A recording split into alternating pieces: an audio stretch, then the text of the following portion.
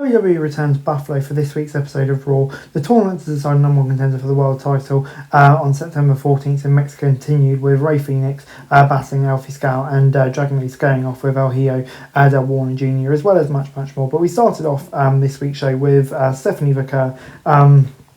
But before that, the Judgment Day's Roxanne Perez, Women's IC Champion Raquel Rodriguez and Women's World Champion Liv Morgan reminded her and Becky Lynch that the power is in their numbers to kick off Monday's show. La Mariera called out Morgan, who emerged from the back, flanked by her teammates. She said the criticisms facing her and her reign did not faze her because she's a champion for herself. As unimpressed, Vaquer reiterated her demand for Morgan to come to the ring. A 3-on-1 beatdown ensued until Lynch arrived to make the save. Together they cleared the ring, with tension between them rearing its head. The heels again gained the upper hand, leaving both prospective number one contenders lying. This was a solid segment to kick off the night show, intensifying the heat on the heels, while the story of the two baby faces who may not be able to overcome the Judgment Day if they fail to find an axe on common ground. A three-way match inevitable, presumably at Money in the Bank. Until then, the story is Vaquer and Lynch putting their own enemy aside to combat a common enemy, which is intriguing. We then got Javon Evans versus JD McDonough in an impromptu match set up during the break. Evans squared off with McDonough. A down between two workhorses has been responsible for some of the Raw brand's best in-ring outings over the last year. It saw the Irish Ace focus on the knee of the opponent, only for the young AG to prove his resilience, stay in the fight and finish off his opponent with the OG cutter. The celebration was short though, as Big Cass attacked out of nowhere. As he made his way backwards, Fine Evans asked Big Man if that was all he had. Evans mounted one last offensive, but Cass laid him high. A solid match coupled with some great fire from the Raw faces made this an effective segment. At some point now, it's going to need to see Cass back in the ring, where he'll look to prove the growth he's made as a performer. I'll give it a 6 out of 10. We then got the next number one contender tournament match between Rey Fenix and El Fiscal. Lucha Libre kind of took centre stage here in this match. Fiscal overpowered Fenix at one point, with Grilla pressing him and leaving him reeling. The Cruiserweight champ fought his way back into the match, delivering a moonsault press from the top rope for a 2.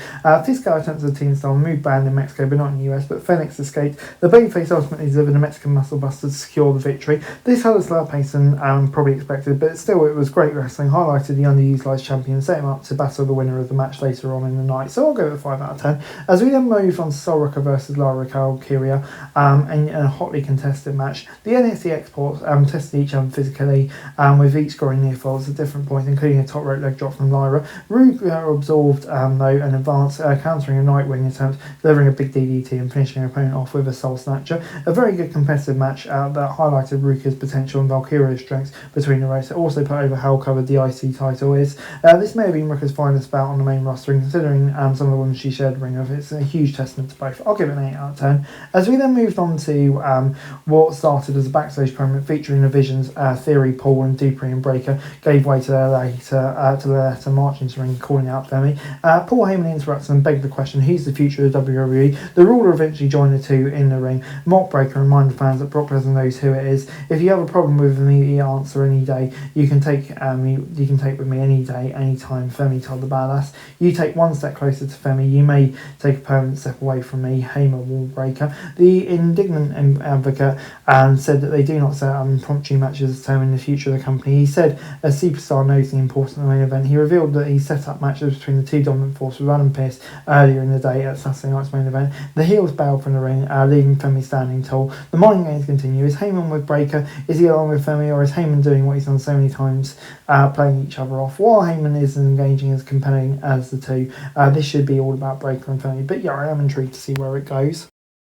We then got a number one contenders tournament match between Dragon Lee and El Hijo Del Wagner Jr. The superstar, once referred to as the future of Lucha Libre, will have the chance to prove Rey Mysterio right, as Dragon Lee withstood the challenge to win here. A tale of two matches. It started slow, picked up after the break, with the crowd invested in the action, hanging on near falls. Ultimately, Lee delivered Operation Dragon to secure the win and set up what should be an action-packed showdown with Phoenix in the next round. A good match in which Wagner Jr. shined the feet. This was everything the earlier Lucha match was not. 7 out of 10 for me. As we then moved on to Rey Mysterio v Chad Gable for the IC title, and Gable successfully retained, out-wrestling Mysterio and a show stealer. This was back and forth that had the crowd popping over the possibility that Mysterio might turn back the clock, beat one of the best wrestlers in the world, and once again win singles gold. Late Mysterio delivered a 619, but Gable got his knees up for the splash, applying the ankle lock, but his challenger escaped. More cancer and reverse ensued before Gable rolled Mysterio up, grabbed his legs and secured the victory. The greatest luchador of all time saluted Gable as a sign of respect. It's no surprise how good this was. Two of the best in the business.